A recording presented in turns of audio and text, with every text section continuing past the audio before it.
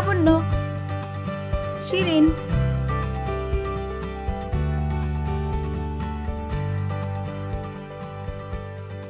দেখা গেছে বন্ধু বা সহকর্মী হিসেবে যখন আপনাদের কিছু শেখানো হয় তা অন্য কেউ শেখানো থেকে অনেক বেশি কার্যকর এবং গ্রহণযোগ্য হয়। এজন্য কার্যকর প্রশিক্ষক অর্থাৎ পুষ্টিবন্ধু হিসেবে আপনাদেরকে নির্বাচিত করা হয়েছে।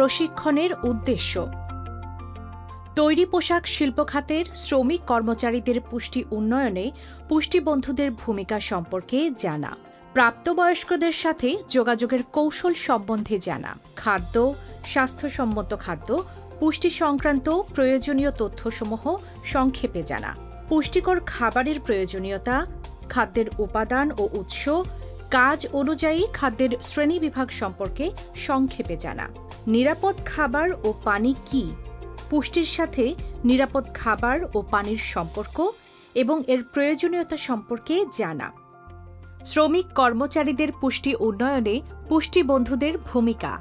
পুষ্টিবন্ধু হিসেবে সহকর্মীদের পুষ্টি বিষয়ক সচেতনতা বাড়াতে আমরা কি কি কাজ করতে পারি চলুন জেনে নেই এক এক করে। পুষ্টিবন্ধুদের প্রধান কাজ: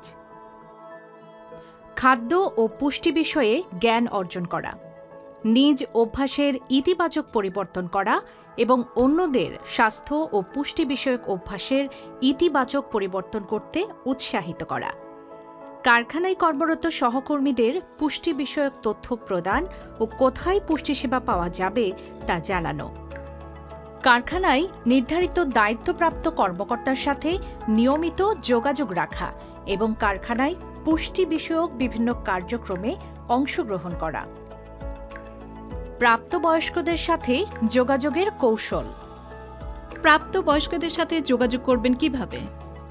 তাই প্রাপ্তবয়স্কদের সাথে সফলভাবে যোগাযোগ করতে হলে আমাদের কিছু বিষয় মনে রাখতে হবে। পুষ্টি বিষয়ক আলোচনার মাধ্যমে প্রাপ্তবয়স্কদের অভিজ্ঞতা জেনে নিয়ে তাদেরকে পুষ্টি এবং নিরাপদ খাদ্য বিষয়ক তথ্য প্রদান করতে হবে।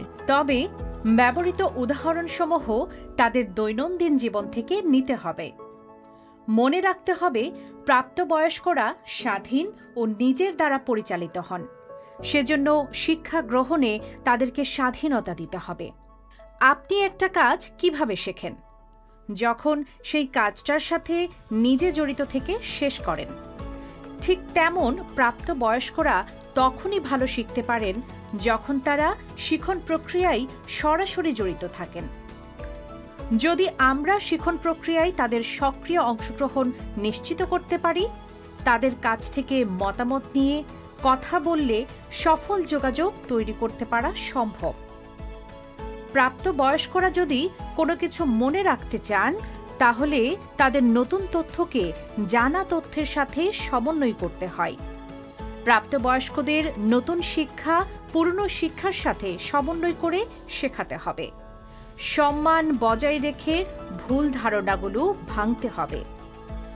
বয়স্কদের শিক্ষা প্রদানের সময় তাদের মতামতকে সম্মানের চোখে দেখতে হবে। প্রাপ্তবয়স্করা সবাই একইভাবে শেখেন না, বিভিন্ন শেখন পদ্ধতি প্রয়োগ করতে হবে, যেমন উদাহরণ, অভিজ্ঞতা বিনিময়, মজার গল্প, খেলা ইত্যাদি। খাদ্য ও পুষ্টি। একটি বাড়ি নির্মাণ করতে অনেক কিছুই লাগে, যেমন ইট, বালি, রড, সিমেন্ট ইত্যাদি। শুধু ইট, বালি বা রড, সিমেন্ট দিয়ে বাড়ি করা কি সম্ভব? বাড়ির সঙ্গে আমাদের শরীরের মিল আছে। শরীর সুস্থ রাখতে হলে বিভিন্ন ধরনের খাদ্য উপাদান প্রয়োজন। বাড়ি নির্মাণে যেমন বিভিন্ন উপাদানের কাজ রয়েছে, তেমনি আমাদের শরীরেও বিভিন্ন উপাদানের কাজ রয়েছে। চলুন কাজ অনুযায়ী খাদ্য তালিকাগুলো দেখে নেই। খাদ্যের মধ্যে কোনো কোনো উপাদান রোগ প্রতিরোধ করে, কোনো কোনো উপাদান ক্ষয় পূরণ করে, আবার কোনো কোনো উপাদান তাপ ও শক্তি উৎপাদন করে আমাদের শরীরে।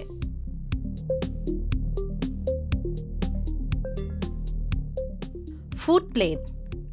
কাজ অনুযায়ী খাদ্য, তাপ ও শক্তি উৎপাদনকারী খাদ্য, ক্ষয়পূরণ ও বৃদ্ধি সাধনকারী খাদ্য, রোগ প্রতিরোধকারী খাদ্য। খাদ্য। মানুষ যা খেয়ে রোগমুক্ত, কর্মক্ষম ও সুস্থ থাকে তাকেই খাদ্য বলে। সুষম খাদ্য।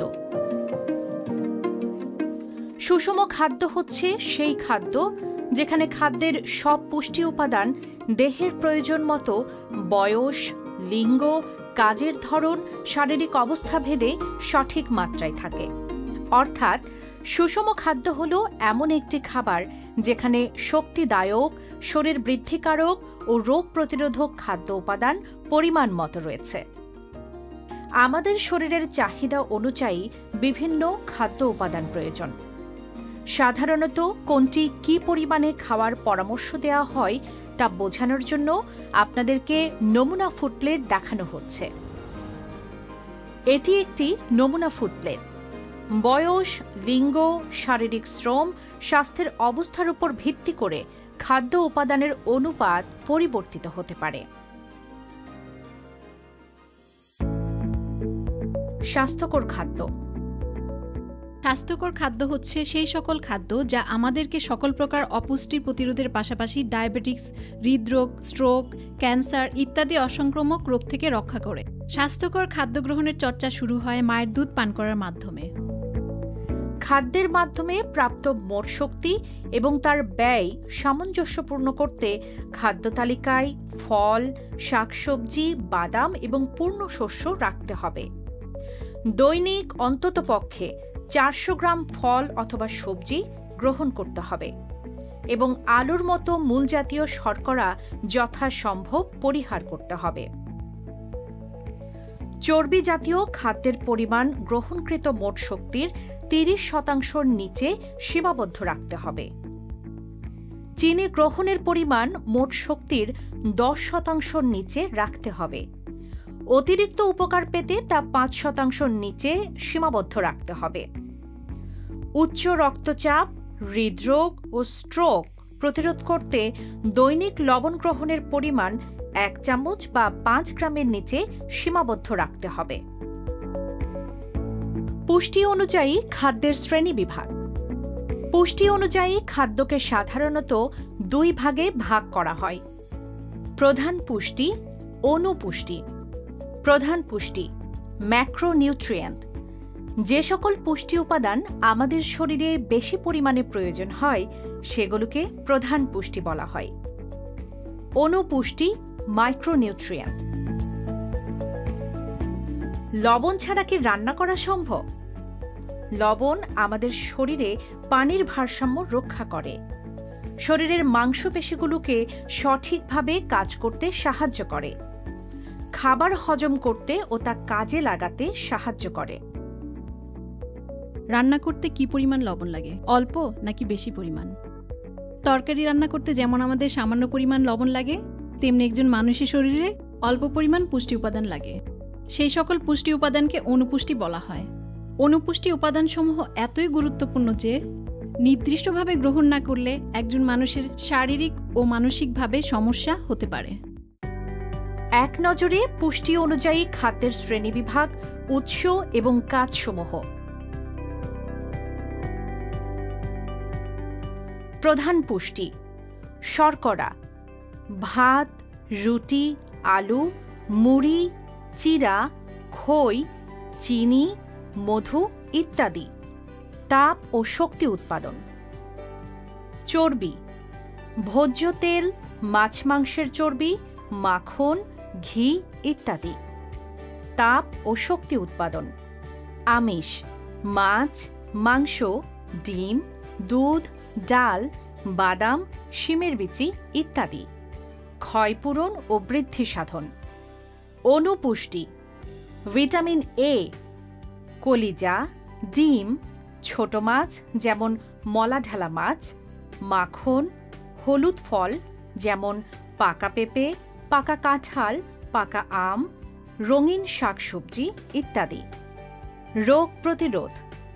ভিটামিন বি, মাংস, দুধ, ডিম, মাছ, কলা, ডাল, সয়াবিন, বাদাম, ঢেঁকি ছাঁটা চাল, মৌসুমি ফল ইত্যাদি।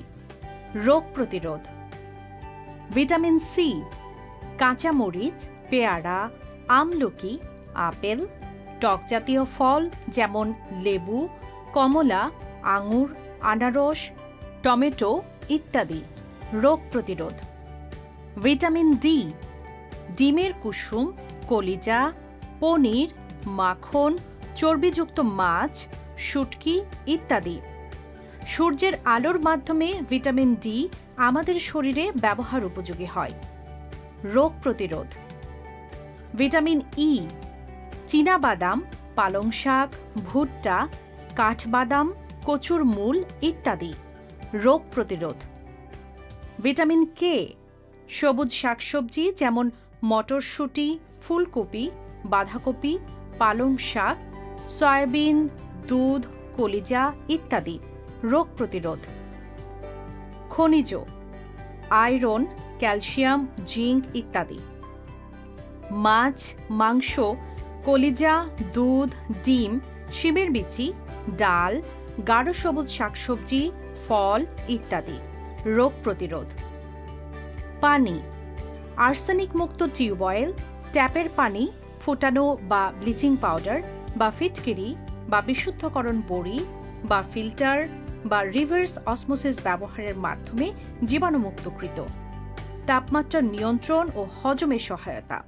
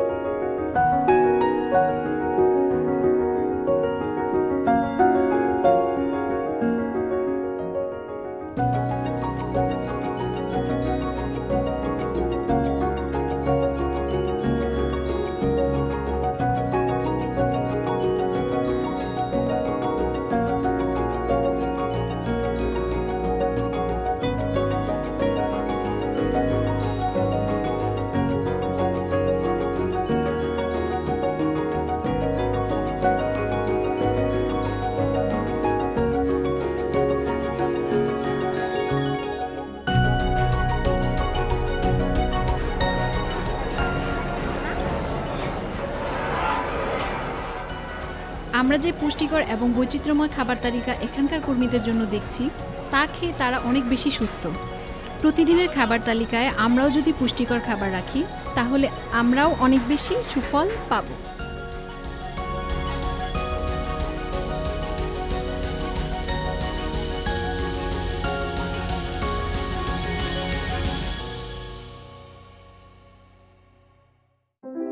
নিরাপদ খাদ্য, পানি ও পরিচ্ছন্নতা।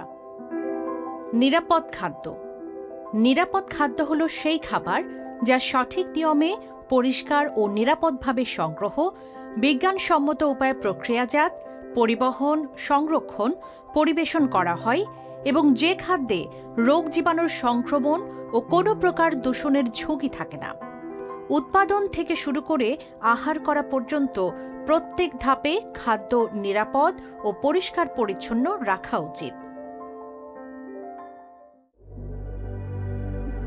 পচা বাসি খাবার, তাজা বা টাটকা খাবার। একটিতে পচা বাসি খাবার ও একটিতে তাজা বা টাটকা খাবার আছে। পচাবাসি খাবার খেলে কি হবে আর তাজা খাবার খেলে কি হবে? বুঝিয়ে বলি। পচা বাসি বা নিরাপদ নয় এমন খাবার খেলে তা শরীরে কাজে না লেগে বরং শরীরকে অসুস্থ করে ফেলে। পক্ষান্তরে তাজা বা টাটকা খাবার খেলে তা শরীরে রোগ প্রতিরোধ ক্ষমতা বাড়ায় এবং শরীরকে সুস্থ ও কর্মক্ষম রাখে।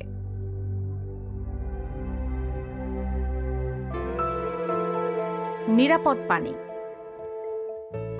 নিরাপদ পানি হলো বর্ণহীন, গন্ধহীন, স্বাদহীন সেই পানি যা পান করলে আমাদের শরীরের ক্ষতি হয় না। অর্থাৎ যে পানিতে আর্সেনিক ও অন্যান্য ক্ষতিকারক রাসায়নিক পদার্থ, রোগ সৃষ্টিকারী জীবাণুর পরিমাণ স্বীকৃত ক্ষতিকারক মাত্রা থেকে কম থাকে। যেমন আর্সেনিক মুক্ত টিউবওয়েল, ট্যাপের পানি বলতে যে পানিকে ফুটানো বা ব্লিচিং পাউডার বা ফিটকিরি বা বিশুদ্ধকরণ বড়ি ব্যবহারের মাধ্যমে জীবাণুমুক্ত করা হয়েছে। নিরাপদ খাদ্য ও পানির প্রয়োজনীয়তা। খাবার ও পানি নিরাপদ না হলে হেপাটাইটিস এ এবং ই জনিত ভাইরাস রোগ, ডায়রিয়া, আমাশয়, কলেরা, টাইফয়েড ইত্যাদি রোগ দেখা দিতে পারে। কাঁচা খাবার যেমন সালাদ, সবজি, ফলমূল, পেয়ারা, আমলকি, আমড়া, জামরুল ইত্যাদি নিরাপদ পানিতে ভালো করে ধোয়া না হলে তার মাধ্যমে বিভিন্ন জীবাণু ও কৃমির সংক্রমণ হতে পারে। নিরাপদ খাবার ও পানি গ্রহণ না করলে ফুড পয়জনিং হতে পারে। পানিবাহিত রোগ, ডায়রিয়া, আমাশয়, হেপাটাইটিস, চর্মরোগ, টাইফয়েড। স্বাস্থ্যবিধি: রক্ত স্বল্পতা প্রতিরোধ করতে আয়রন সমৃদ্ধ খাবার যেমন মাছ, মাংস, কলিজা, ডিম, কচু শাক, পুঁই শাক, মিষ্টি কুমড়া ইত্যাদি গ্রহণের পাশাপাশি প্রয়োজনে ডাক্তার বা স্বাস্থ্যকর্মীর পরামর্শ অনুযায়ী আয়রন ফলিক অ্যাসিড ট্যাবলেট খাবেন। গর্ভবতী ব্যতীত বাকিরা বছরে 2 বার 6 মাস অন্তর কৃমিনাশক বড়ি যেমন আলবেন্ডাজল গ্রহণ করবেন। অন্তত 4 বার প্রশিক্ষণপ্রাপ্ত স্বাস্থ্যকর্মী দ্বারা প্রসব পূর্ববর্তী ANC এবং প্রসব পরবর্তী PNC সেবা গ্রহণ করবেন। গর্ভবতী মায়েরা স্বাভাবিক 3 বার খাবারের পাশাপাশি অতিরিক্ত 2 বার নাস্তা খাবেন। জন্মের সাথে সাথে প্রথম 1 ঘন্টার মধ্যেই শিশুকে শাল দুধ খাওয়ানো শুরু করবেন এবং শিশুকে 6 মাস বয়স পর্যন্ত শুধু মায়ের দুধ খাওয়াবেন। 6 মাসের পর থেকে পূর্ণ 2 বছর বয়স পর্যন্ত শিশুকে মায়ের দুধের পাশাপাশি ঘরের তৈরি পুষ্টিকর এবং বৈচিত্র্যপূর্ণ পরিপূরক বা বাড়তি খাবার খাওয়াবেন। হাত ধোয়া। এখন আমরা একটি গুরুত্বপূর্ণ বিষয় নিয়ে আলোচনা করব, তা হলো হাত ধোয়া।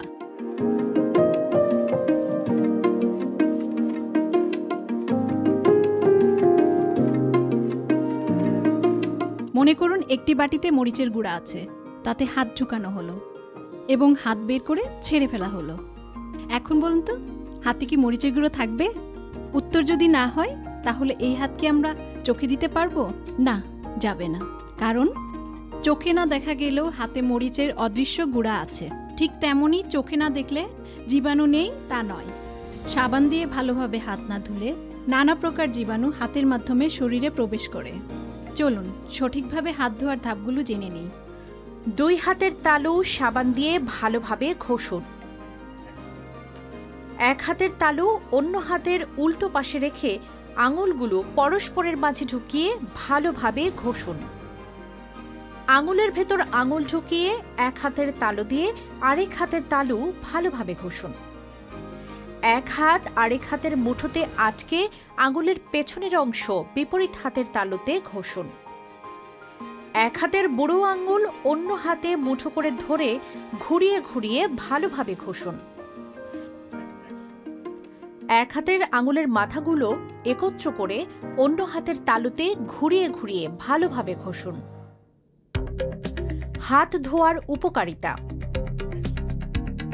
নিয়মিত সাবান দিয়ে হাত ধুলে করোনা ভাইরাস বা কোভিড-19, ইবোলা, সার্স, মার্স, ডায়রিয়া, আমাশয় ইত্যাদি থেকে সুরক্ষিত থাকা যায়।